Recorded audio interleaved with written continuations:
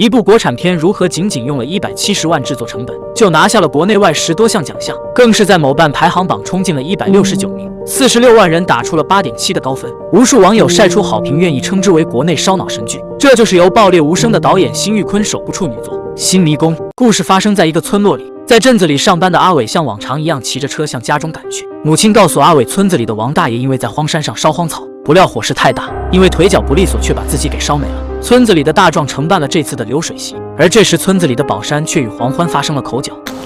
我表弟葬礼上怎么看不见你啊？他死了跟我有啥关系啊？要不是你把他甩了，你别诬陷人，是你表弟自己喝醉酒从悬崖坡上掉下去的。你给我闭嘴！这有你什么事儿啊？宝山认为表弟的死都是因为黄欢的原因间接导致的。面对咄咄逼人的宝山，黄欢就气不打一处来。就是你这贱货把他害了。我没见货啊你！眼看两人就要打起来，好在众人将两人拉开。生气的黄欢离开了这里，而这时的阿伟和自己的父亲也赶到了此处。阿伟的父亲作为村子里的村长，就关于村子里常年发生失火事件发表了简单警示训话，希望大家能够引以为戒。作为村里先进模范的村长，并没有得到儿子阿伟的赏识。哟，可不敢动他这宝贝，让你爸看见非骂你不可。谁稀罕他这破东西，老顽固。人家当村长，家里面买车盖房，他当村长，咱还得往里倒贴钱。父亲还给他在镇子上安排了一份自己不喜欢的稳定工作，因此两人一向有着隔阂。阿伟将父亲视如宝贝的徽章偷偷拿走，而这将会是他做的最后悔的一件事情。随着深夜的到来，村子树林里的黄欢正在等待着与阿伟见面。原来两人偷偷处上了对象，而阿伟的父亲一直想要给他找个城里姑娘，黄欢却告诉他自己怀孕了，要阿伟娶她。面对这突如其来的情况，阿伟一时也不知道该怎么办。早跟我家里人说了，不行，不能说。当两人正在争论时，附近好像有人在这里。谁啊？原来是村里的白虎路过此处，听到了两人的对话。白虎见此情况，就想要敲上一笔。你呢？给我1万块钱，就当的是封口费。要是不给，我就说村长家的公子睡了人家黄花大闺女，还把人家肚子给搞大了。到时候我看你把这个村长他咋当？阿伟却表示自己没钱。白虎放出了狠话，表示自己要去揭开两人的秘密。眼见情况不妙的阿伟赶忙冲了上去，想要阻止他。两人很快开始推拉起来，上来劝阻的黄欢却被白虎一把推倒。阿伟也气愤，将白虎用力推开，可不料的是白虎后脑勺因为撞上了地上的石块已经死亡。阿伟慌张地用玉米秸秆将白虎的尸体掩盖了起来。随后阿伟带着黄欢慌忙逃离到小镇上的出租屋。第二天清晨亮起，两人商量着该怎么办。阿伟打算订2张车票，带着怀孕的黄欢潜逃。可当他摸向口袋时，才发现自己偷拿父亲的徽章不见踪影，在出租屋也并没找到，肯定是掉在了现场。如果一旦被人发现，阿伟的父亲就会被人怀疑。黄欢也不想远走他乡。此时的阿伟母亲突然来电问候阿伟，这让阿伟想到了自己已经年迈的父母，他不能就这样一走了之。经过激烈的思想斗争，时间已经过去了3天，阿伟还是决定去自首一人承担起这个责任。可当阿伟回到村子里时，却看到了白虎的家人正在给白虎举行丧事，可并没有人在意他的经过。阿伟疑惑地问道：“村里的人怎么回事？”白虎庆的弟弟白虎今天出殡，人咋没的？听说是喝醉了，躺在草道上抽烟，睡着以后把自己给烧死了。他的回答让阿伟一脸的困惑。这期间究竟发生了什么事情？又是谁烧了白虎的尸体？村长，你手机咋关机了呢？出大事儿了！老黄家的姑娘黄欢死了。村子出现了一名被烧焦的尸体。很快，村子里的宝山被老黄家的人抓了起来。原来昨天黄欢一夜未归，黄家的人认为很可能就是自己的孩子出了事。村长赶忙来到这里询问怎么回事。黄家的人赶忙拉着大壮向村长解释。就在昨晚，宝山来到了村子里大壮的小卖部店里买了1包烟。当大壮准备关店时，看到了黄欢路过此处，而宝山在离开时朝着黄欢的方向而去，那边却并不是宝山回家的路。宝山还曾与黄欢在流水席上发生了口角，由此大壮认为很可能就是宝山干的事情。可宝山此时却一口否认这并不是自己做的，就是他干的。昨天他还说，让我家欢欢一命抵一命，村里人都听见了，都能说真。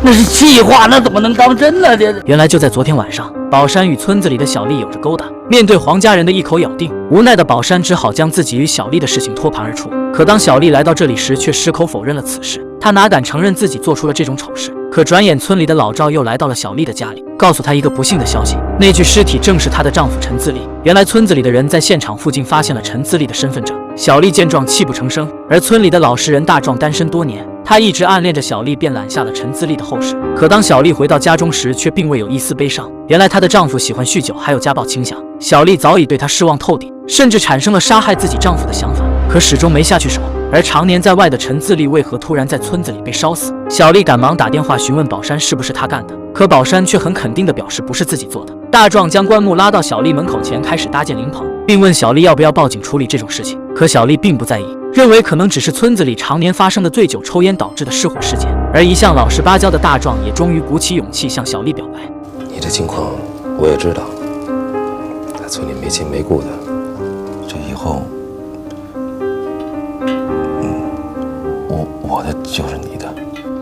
第二天，大壮就来到镇子上的店里买了一只金手镯，准备送给小丽表明自己的心意。可正在回去的路上，遇到一个人向他挥手搭车，这熟悉的身影让大壮赶紧停了下来。大壮看清楚男人样貌后，顿时就傻了眼。这个拄着拐杖瘸腿的男人正是小丽的丈夫陈自立，而那个被烧死的男人又是谁？大壮不敢相信自己还在给他准备丧事，转眼活生生的人又出现在他眼前。他惶恐不安，开着车准备回到村子。没多久，陈自立就在车上睡着了。大壮见状，赶忙停车下来，心情也是跌到了谷底。暗恋多年的小丽眼看要和自己在一起了，可没想到是一场乌龙。一下无法接受的大壮产生了一个大胆想法，他捡起了地上的石块，准备把陈自立干掉。内心挣扎的他却始终下不去手，他还是放弃了这个想法。当他上车，关门声却吵醒了熟睡的陈自立。自立还以为是到家了，大壮赶忙向他解释自己刚刚去了小姐。陈自立一听自己也要去办个大事，他拿着纸就来到前方一处隐蔽峭壁上办事。可此时他的电话却突然响起，陈自立赶忙准备掏手机，大壮只听见一声响，陈自立好像掉下了山谷里。他赶忙前来查看，并往下方喊了陈自立的名字。见他久久没有回应，大壮没有选择报警，准备离开这里，并把他在车上留下的包抛进了那个山谷里，就当这件事没有发生过。这样小丽就和自己又有了新的希望，就算被警方发现也不关她的事情。很快小丽就接到了局里打来的电话，让她来认领丈夫的尸体。大壮准备开着车送小丽去局里，可当小丽上车后，就发现了一个熟悉的物品，车后的拐杖正是陈自立的。看着眼前这个对自己的爱慕者大壮，小丽瞬间觉得细思极恐。可小丽并没有将此事说出，她只是来到了局子里认领了丈夫的尸体。警方也是判定只是简单的坠崖事件，从物品中并未找到丈夫的身份证。当两人回到村子里时，小丽却一言未发，她来到车后将那个拐杖拿走。这时的大壮才发现自己犯了一个愚蠢错误，他的一番好意也遭到了小丽的拒绝。此时的大壮懊悔不已，他刚想要敲门解释，却还是选择了沉默。而棺木内的无名尸体很快又被送回到了村子办事处，大家仍然不知道棺木内被烧死的人究竟是谁。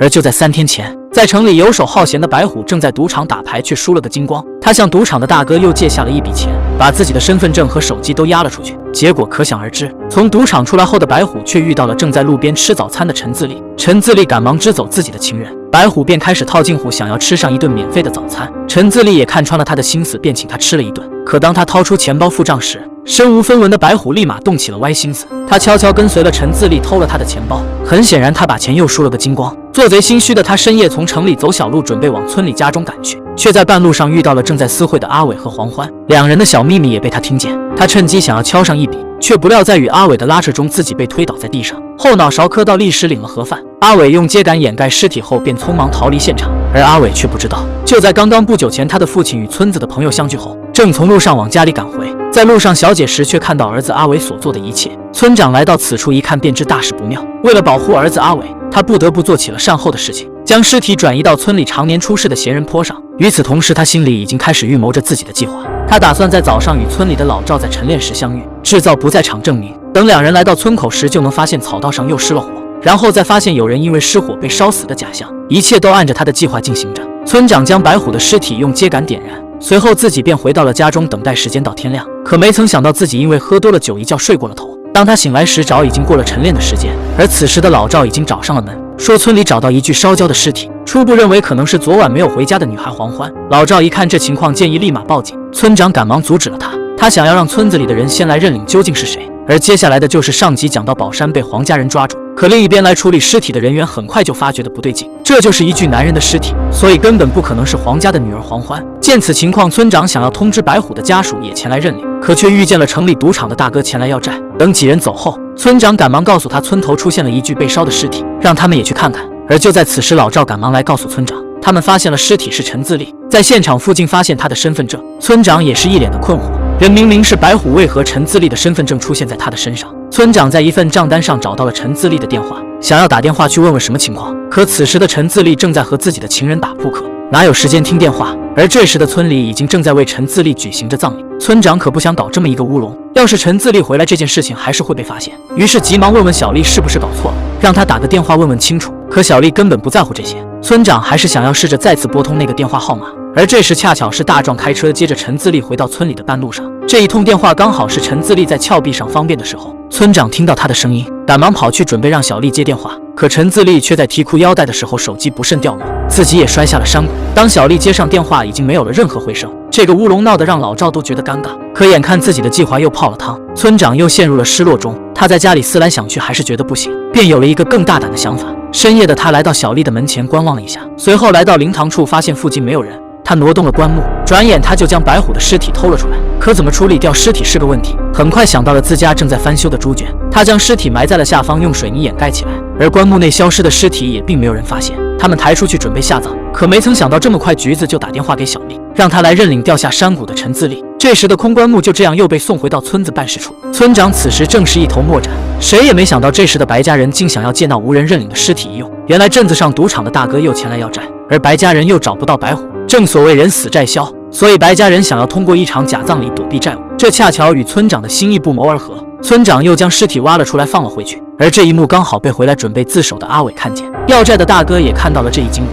原本以为一切就此完美结束，可村长万万没想到棺木并没有埋葬，只是被放在了村口。村长来到白家，让他赶紧下葬，可白家认为尸体不是他们家的人，不能随意放入自己家的祖坟，这可怎么解释？村长急的是气不打一处来。当村长来到棺木时，儿子阿伟也来到了这里，两人一见面便心知肚明，而阿伟却不知道自己的徽章就在黄欢的手中。原来那天在出租屋，他将徽章遗漏在了床上，被小丽发现，他却没有告诉阿伟，因为他不想离开自己的家乡。当小丽将徽章放在地上，用石块盖上后，一切都尘埃落定，阿伟选择去了自首，所有的犯罪嫌疑人都被逮捕。而更可怕的是，这一切的导火索竟是因为小丽撒谎，因为她自己并没有怀孕，她只是为了拴住阿伟的心，这个秘密也将永远埋藏在她的心里。